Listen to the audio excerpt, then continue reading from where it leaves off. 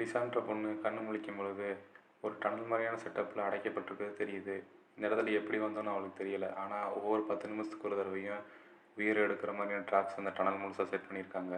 10 நிமிஷத்துக்கு அந்த ட்ராப்பை கடந்து போலாட்டி நெருப்பு குழாய் வழியாக வர நெருப்பு அவளை அங்கேயே கொன்றும். இதுக்கு பயந்துக்கிட்டு 10 நிமிஷத்துக்கு ஒரு தடவையும் ஒரு ரொம்ப மெல்லிசான இடத்துலையும் புகுந்து போகிறா. ஆசிட் தொட்டிகளை கடந்து போகணும், அதையும் கடந்து போகிறா. ஒரு சில சமயத்தில் அவளால் தப்பிச்சு போக முடியாட்டி அந்த நாசில் வழியாக நெருப்பு வந்துடுது. அப்படி நெருப்பு வர சமயத்தில் ஒரு சேஃப் பிளேஸ் ஓப்பன் ஆகும். அதுக்குள்ளே போயிட்டா அவங்க ஆபத்துலேருந்து தப்பிச்சிடலாம்.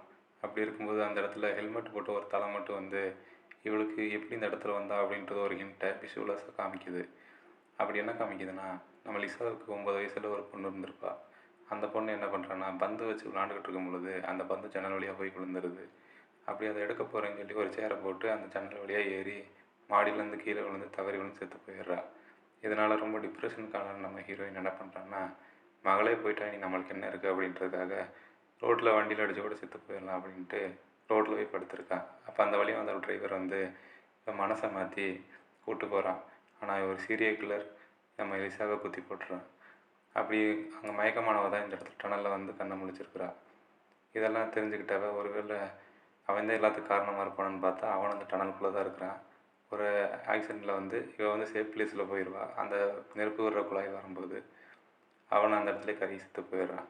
இப்படி எல்லா ட்ராப்பையும் தாண்டி வந்து நம்ம ஹீரோயின் நம்ம சரியான இடத்துல போகலை அப்படின்றத புரிஞ்சுக்கிட்டு அந்த கையில் வச்சுருக்க ப்ரேஸ்லெட் கடியில் தான் அவளுக்கு வலி இருக்குன்றதுக்காக அந்த ப்ரேஸ்லெட்டை ஆசிட் தொட்டியில் முக்கி அதை கலட்டி அதுக்கு அடியில் கையில் இருக்க ஏரோ மார்க்கை ஃபாலோ பண்ணியே சரியான வழியில் ஒரு கட்டத்தில் போக ஆரம்பிக்கிறான். அப்படி போகும் பொழுது எல்லா இடத்தையும் தாண்டி போனவ கடைசி ட்ராப்பில் வந்து ஒரு கத்திகள் வெட்டுற இடத்துலேருந்து தப்பிச்சு போகணும். அப்படி அந்த புரியை தாண்டி வெளியே போகும்பொழுது எதிர்வாதமாக கத்தியில் பாதம் வெட்டுப்பட்டு அங்கேயே துண்டாகி விழுந்துடுது. எப்படியோ இந்த வலி வேதனை பொறுத்துக்கிட்டு அங்கேருந்து வெளியே போகலான்னு நினைக்கும் போது தான் வெளியே போகிற வழியில் அவங்க ஒரு எல்இடி ஸ்க்ரீனை வச்சு இவளை ஏமாற்றிருக்காங்க. இதை பார்த்துட்டு ரொம்ப வெக்ஸானாவ ஒவ்வொரு நிமிஷமும் இந்த இடத்துல வலி வேதனை அனுபவிக்கிறதுக்காக பதிலாக இங்கேயே இருந்து செத்து போயிடலான்னு சொல்லி அதை நெருப்பு அடிக்கும் பொழுது நெருப்புனால் அழிஞ்சு போயிடலான்னு இப்போ அப்படியே படுத்துட்டா. ஆனால் சடனாக அங்கேருந்து இவ அந்த இடத்துலையே தூக்கப்பட்டு வேறு ஒரு இடத்துல கொண்டு போய் இவ லேண்ட் ஆகிடுறா. அந்த இடத்த முழிச்சு பார்த்தா அது ஒரு பெரிய சோலைவனமாக இருக்குது. இவன் என்ன நினச்சிருக்கான்னா, ஒருவேளை நம்ம செத்துட்டோம், நரக வேதனையிலேருந்து அனுபவிச்சு நரகத்துலேருந்து இப்போ நம்ம சொர்க்கத்துக்கு வந்திருக்கோம்னு நினைக்கிறா. ஆனால் அப்படி அங்கேருந்து ஜூம் அவுட் பண்ணும்போது தான் தெரியுது இவள் இப்போ பூமியிலேயே இல்லை, வேறு கிரகத்தில் இருக்கிறா அப்படின்றத காமிச்சு இந்த படத்தையும் முடிச்சிருக்கிறாங்க.